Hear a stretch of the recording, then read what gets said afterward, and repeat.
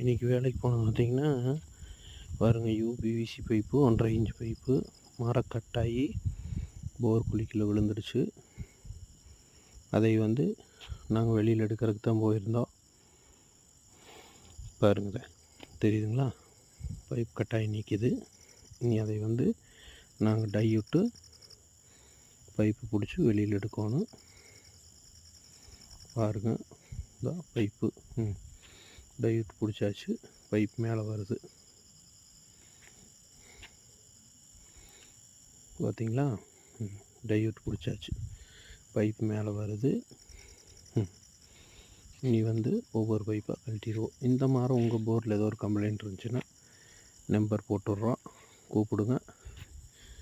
நாங்கள் வேலை செஞ்சு தரோம். நன்றி, வணக்கம்.